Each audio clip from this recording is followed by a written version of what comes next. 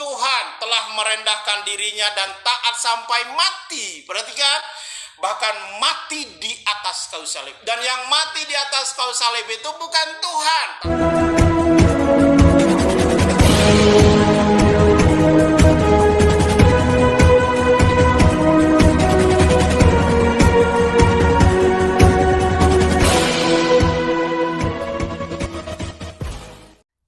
Ya, shalom bagi kita semua dimanapun kita berada pada saat ini. Kiranya kita semua tetap berada dalam keadaan sehat dan apapun yang merupakan kegiatan kita, aktivitas kita sepanjang hari ini, kiranya Tuhan Yesus memberkati. Dan kembali berjumpa lagi di channel kita ini, yaitu Zemayan Yacin.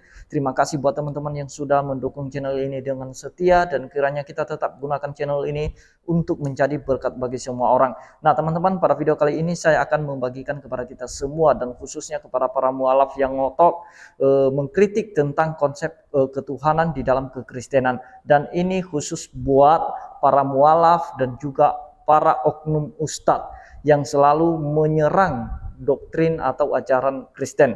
Dan mari kita akan mendengarkan kali ini pemaparan yang menurut saya ini cukup bagus untuk didengar oleh para mualaf. Dan yang menyampaikan ini adalah seorang berlatar belakang muslim, dia seorang haji dan dia sudah menjadi pengikut Yesus. Dan dia menyampaikan bagaimana pandangannya terhadap pribadi Yesus. Nah teman-teman, sebelumnya mari kita simak videonya yang berikut ini. Salam haleluya, ketemu lagi dengan saya hambanya Burhanuddin Haji Usman. Saudara, kita kembali membahas tentang Yesus Kristus. Apakah dia Tuhan, hanya Tuhan bagi orang Kristen dan Katolik, atau Yesus itu Tuhan bagi seluruh manusia? Dalam Alkitab Filipi pasalnya yang kedua ayatnya yang ke-10 dijelaskan di situ bahwa sekali kelak setiap lutut akan bertelut dan setiap lidah mengaku Yesus Kristus adalah Tuhan. Kapankah manusia mengaku Yesus Kristus adalah Tuhan? Tidak semua manusia di dalam dunia pada saat sekarang ini percaya dan mengaku Yesus adalah Tuhan. Tetapi nanti pada waktu penghakiman yang terakhir, di mana semua manusia dimintai pertanggungjawaban, pada saat itulah manusia, setiap yang punya lutut dan setiap yang punya lidah akan mengaku Yesus Kristus adalah Tuhan. Dan ini tidak hanya ada di dalam Bible, di dalam Alkitab, tetapi juga ada di dalam kitab yang lain. Yesus Kristus dialah yang berkuasa, atau Isa Al-Masih. Di dalam surat Al-Quran, surat 3 ayatnya yang ke-45, Allah berkata kepada hambanya Nabi Muhammad SAW, bersabdalah Allah Subhanahu wa Ta'ala demikian, Isa bin Maryamah wajiham fid dunya wal akhirah. Artinya, sesungguhnya Isa putra Maryam, dialah yang terbesar di dunia dan di akhirat. Kalau Isa itu terbesar di dunia dan di akhirat, pertanyaan kita, siapakah Isa Al-Masih itu? Ini bukan kata Nabi Ibrahim, ini bukan kata Nabi Adam, ini bukan kata Nabi Muhammad, tetapi ini kata Allah Subhanahu wa Ta'ala. Itu dia bersabda demikian, menyampaikan pesan kepada hambanya Muhammad, Nabi Muhammad, bahwa sesungguhnya Isa putra Maryam dialah yang terbesar di dunia dan di akhirat. Itu yang pertama. Catat suratnya, surat 3 Ali Imran ayat yang ke-45. Yang kedua, di dalam Al-Quran hanya satu nabi dan rasul dari 25 nabi dan rasul yang dipercayai dan wajib diimani oleh orang Islam atau muslimin. Itu mulai dari Nabi Adam sampai dengan Nabi Muhammad, itu ada 25 nabi dan rasul. Nah, di antara 25 nabi dan rasul ini tidak ada satupun nabi dan rasul yang mengetahui hari kiamat. Enggak ada, kecuali Isa Al-Masih. Dan di dalam surat 43 Al-Zukhruf ayat yang ke-61, lagi-lagi Allah Subhanahu wa Ta'ala berkata kepada hambanya Nabi Muhammad, berkata bahwa sesungguhnya Isa mengetahui hari kiamat. Isa itu benar-benar tahu atau mengetahui hari kiamat. Pertanyaan kita, saudara, kalau Isa itu tahu hari kiamat, Isa itu siapa? Kalau Isa itu benar-benar mengetahui hari kiamat, mestinya dia bukan nabi. Kenapa tidak dikatakan manusia yang pertama Nabi Adam yang mengetahui hari kiamat? Kenapa tidak dikatakan Nabi Ibrahim yang mengetahui hari kiamat? Kenapa tidak dikatakan Nabi Musa yang mengetahui hari kiamat? Kenapa tidak dikatakan Nabi Ilyas yang juga naik ke hidup-hidup itu tidak dikatakan bahwa dialah yang mengetahui hari kiamat? Atau kenapa tidak dikatakan kepada Nabi besar Muhammad yang mengetahui hari kiamat? Kenapa hanya satu orang nabi yang tahu hari kiamat adalah Isa Al-Masih? Dan Isa Al-Masih hanya satu yang mengetahui, mestinya hanya satu yang mengetahui hari kiamat adalah Tuhan. Tidak boleh nabi. Tetapi Isa Al-Masih tahu hari kiamat. Kita berpikir sekarang, buka wawasan pikiran kita, buka hati kita untuk kita berpikir. Pertanyaan besarnya, kenapa hanya Isa yang tahu hari kiamat? Dan saya menjawab pertanyaan besar itu dengan kalimat sederhana. Kalau Isa itu tahu hari kiamat, berarti dia Tuhan. Karena cuman Tuhan yang tahu hari kiamat. Tidak boleh nabi. Dan dijelaskan kembali dalam surat 3 Al-Imran itu bahwa Isabnu wajiham. Wajiham itu terbesar. Wajiham itu bahasa Arabnya adalah terbesar. Wajiham fid dunia, di dunia dan di akhirat. Tidak ada nabi yang terbesar di dunia dan akhirat kecuali Isa Al-Masih, putra Maryam. Yang kalau di dalam Kristen kami menyebutkannya dengan kalimat Tuhan Yesus Kristus. Saudara, kalau kita masuk lagi ke dalamnya, ke dalam pembahasan yang lebih dalam tentang Yesus Kristus adalah Tuhan. Pertama, ada orang mungkin bertanya, kenapa Yesus itu dijadikan Tuhan, padahal dia baru lahir kira-kira 2000 tahun yang lalu. Lalu sebelum Yesus itu lahir 2000 tahun yang lalu, itu Tuhannya siapa? Tuhannya siapa? Sementara Yesus kan dilahirkan oleh Maryam di dalam Al-Quran atau Maria di dalam Alkitab kira-kira 2000 tahun yang lalu. Dan saya mau jawab pertanyaan ini bahwa Yesus Kristus adalah tetap Tuhan yang dari awal sampai dengan yang dari akhir. Pertama, dalam kitab Wahyu pasalnya yang pertama ayat yang ke-8, Yesus Kristus menyampaikan pesan sesudah dia naik ke sorga kepada hambanya Rasul Yohanes. Aku adalah Alfa dan Omega, yang awal dan yang akhir, dan yang maha kuasa. Disebutkan di situ, aku adalah yang Alfa dan yang Omega, yang awal dan yang akhir, dan yang maha kuasa. Disebutkan di situ yang maha kuasa. Kalimat Alfa dan Omega adalah penjelasannya begini. Alfa Omega itu artinya tidak ada yang lebih awal dari Alfa dan tidak ada yang lebih akhir dari Omega. Sama dengan kalimat Indonesia. Indonesia mengenal huruf pertama adalah A. Huruf terakhir adalah Z. Artinya tidak ada yang lebih awal dari A dan tidak ada yang lebih akhir dari Z. Kalau ada yang lebih awal dari A, itu kamu yang bikin. Kalau ada yang lebih akhir dari Z, itu bikinan kamu.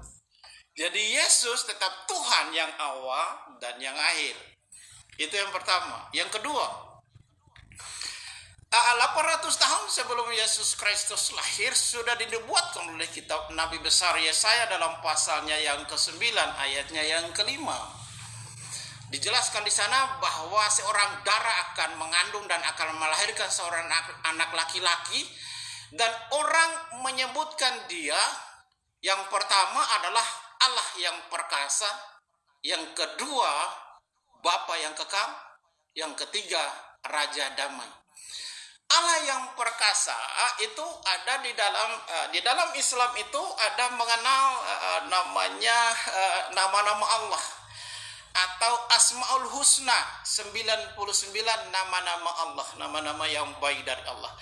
Salah satu nama yang baik dari Allah yang dalam Asmaul Husna itu adalah Allah yang perkasa, adalah bahasa Arabnya adalah Al-Aziz. Itu menunjuk Al-Aziz adalah kepada Allah yang perkasa yang dilahirkan oleh perempuan, yang manusia menyebutkannya adalah Allah yang perkasa, Bapa yang kekal.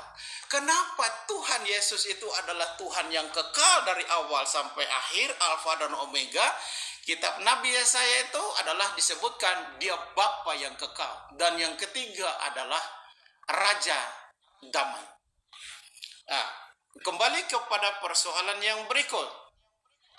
Lalu kenapa Yesus Kristus yang disebut Tuhan itu kok harus mati? Kan mestinya Tuhan tidak boleh mati. Saya jawab lagi. Yang mati itu bukan Tuhan. Yang mati itu adalah firman yang menjadi manusia. Dalam keyakinan Kristen, Allah itu menjadi manusia. Dalam kitab Yohanes pasal pertama, ayatnya yang pertama disebutkan, pada mulanya adalah firman. Firman itu bersama-sama dengan Allah dan firman itu adalah Allah. Ayat 14, firman itu telah menjadi manusia dan diam di antara kita. Jadi yang mati itu bukan Tuhan, yang mati itu adalah firman yang menjadi manusia. Namanya manusia Yesus Kristus. Nah, di dalam Filipi pasalnya yang kedua, ayatnya yang ketujuh, 6 dan 7 sampai dengan ayat ke-9 dijelaskan secara rinci di sana demikian.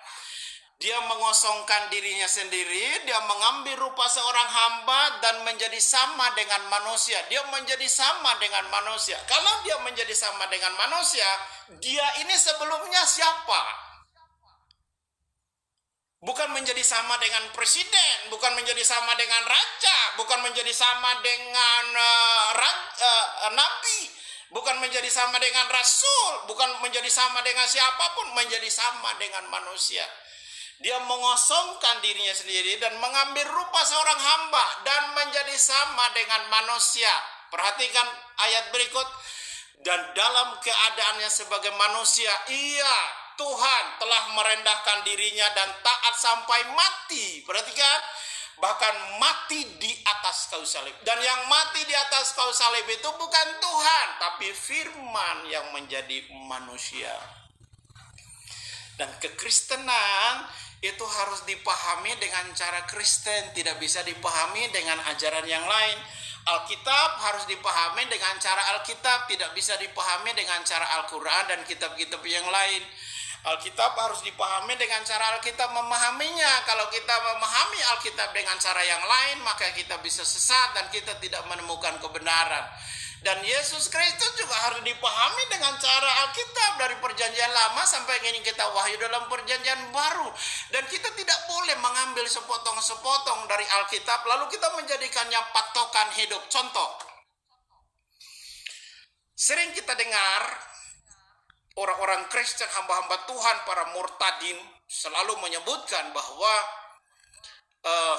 Yohanes pasal yang ke-14 ayat yang ke-6 yang berbunyi demikian.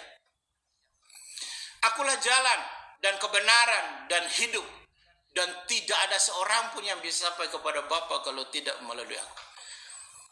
Saya bisa pastikan, kalau kita berhenti di sini membaca kitab ini, lalu kita putuskan tidak melanjutkan membacanya, saya percaya Yesus bukan Tuhan, tetapi dia manusia.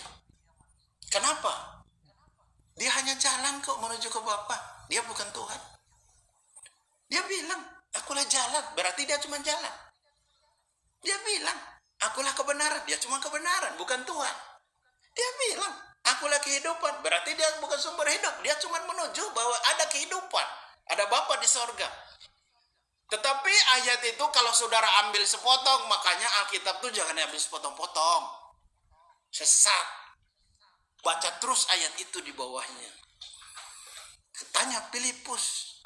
Filipus bertanya, Guru, tunjukkanlah itu Bapa kepada kami, itu sudah cukup bagi kami. Dan Yesus menjawab, Filipus, sudah sekian lama kamu bersama-sama dengan aku, namun kamu tidak mengenal aku. Dan Yesus berkata, barang siapa telah melihat aku, ia telah melihat Bapa. Jadi dengan kata lain bahwa Yesus Kristus ingin menunjukkan kepada para muridnya dan orang-orang percaya dengan bacaan ini, bahwa dikala seseorang mengenal Yesus, ia mengenal Bapa. Seseorang percaya kepada Yesus, ia percaya kepada Bapa. Seseorang tahu Yesus, dia tahu itu Bapa. Gitu saudara. Jadi Alkitab harus diterjemahkan dengan cara Alkitab memandang, bukan dengan cara kitab yang lain. Dan saya sekali lagi sampaikan kepada saudara, tidak ada juru selamat yang lain kecuali Yesus Kristus. Nah, itu dia videonya teman-teman, kita sudah dengar, kita sudah melihat dan bisa kita mengerti dengan bahasa yang sederhana yang disampaikan oleh Murtadin. Inilah contoh seorang murtadin yang dimana waktu dia memeluk agamanya yang lama menimbulkan banyak pertanyaan di dalam pikirannya mengenai pribadi Yesus. Namun ketika banyak tanda tanya di dalam pikirannya, maka dia berusaha mencari jawaban dari tanda tanya tersebut, bukan mencari kesalahan. Makanya beda sekali kalau orang mencari jawaban dengan mencari-cari kesalahan. Jadi para oknum ustadz yang selama ini, mereka sebenarnya bukan mencari jawaban, bukan mencari apa yang benar, tetapi mencari-cari kesalahan. Itulah sebabnya ketika mereka membaca Alkitab, maka mereka memotong satu ayat dan menyimpulkan untuk menjadikan senjata bagi mereka untuk menyerang ajaran Kristen. Apa yang dia sampaikan itu benar dan betul sesuai dengan kitab suci. Yang pertama tadi yang dia sampaikan adalah bahwa Yesus dialah yang tahu hari kiamat, dan itu juga menurut pengakuannya sesuai dengan kitab sucinya yang lama, di mana di sana dikatakan bahwa Isa yang mengetahui hari kiamat, tidak boleh nabi. Nah, itu artinya bahwa Yesus itu adalah Tuhan. Dan sekalipun banyak oknum ustadz atau para mualaf yang mengatakan ada di Alkitab, ada di Bible bahwa Yesus itu tidak mengetahui hari kiamat, hanya Bapa yang tahu, malaikat tidak, anak pun tidak. Nah, padahal mereka tidak memahami konteksnya. Mereka hanya potong sampai di situ saja. Jadi itu sudah jelas teman-teman ya. Dan yang kedua dia sampaikan tadi mengenai Alfa dan Omega. Tidak ada yang lebih awal daripada Tuhan, dan tidak ada yang lebih akhir. Dan yang kedua, sesuai dengan kitab Nabi Yesaya, bahwa dia adalah Allah perkasa, Bapa yang kekal, dia adalah Raja damai. Dan itu juga sesuai dengan Alkitab. Ketika muncul lagi pertanyaan dari para mualaf, mungkin dari saudara-saudara kita yang muslim, mereka berkata kok Tuhan mati di salib, dan juga dia sudah jelaskan. Dan juga kita bisa mendengarkan ilustrasi sederhana dari Pak Bambang Nursena. Kalau nonton video Pak Bambang Nursena, itu sudah memberikan ilustrasi contoh yang sederhana mengenai kematian Yesus. Kalau misalnya seperti Alkitab itu dibakar, maka yang terbakar itu adalah kertasnya. Firman-Nya itu tidak mati. Firman-Nya itu tetap ada. Nah, jadi kira-kira begitu mengenai kematian Yesus. Bukan Tuhannya yang mati. Jadi begitu ya teman-temannya. Dan yang seterusnya mengenai Yesus adalah jalan dan kebenaran. Jadi jangan sampai dipotong ayat itu sampai ke situ. Yesus adalah jalan, kebenaran, dan hidup. Tidak ada seorang pun yang datang kepada Bapa kalau tidak melalui Yesus. Banyak orang yang memotong ayat itu sampai di situ saja. Mereka berkata dia hanya jalan kebenaran. Hanya jalan saja, bukan Tuhan. Hanya kebenaran saja, bukan Tuhan. Nah, hanya hidup saja, bukan Tuhan. Selalu dipotong sampai di situ. Tetapi ketika Filipus bertanya, tunjukkan Bapa itu kepada kami, itu sudah cukup bagi kami. Apa kata Yesus? Yesus berkata, engkau sudah sekian lama bersama-sama dengan aku Filipus, engkau tidak mengenal aku, barang siapa yang melihat aku, ia telah melihat Bapa. Jadi clear mengenai ketuhanan Yesus itu sebenarnya tidak ada yang keliru. Hanya saja para mualaf dan orang-orang mantan-mantan sakit hati itu, mereka suka mengutip satu ayat, dua ayat, lalu diputarbalikkan sesuka hati mereka, diolah. Jadi tidak sesuai lagi pengertian yang ada di konteksnya itu. Lari penafsirannya. Jadi kira-kira begitu yang saya sampaikan teman-teman, dan mudah-mudahan pemaparan yang seperti ini bisa ditonton, didengar oleh saudara kita muslim. Sekali lagi saya mau sampaikan bahwa kalau menimbulkan banyak pertanyaan di dalam benakmu, di dalam pikiranmu, banyak tanda tanya, harusnya kamu mencari jawabannya. Bukan mencari salah dari tanda tanya itu. Nah, bukan mencari kesalahan tanda tanya itu yang sering bermasalah.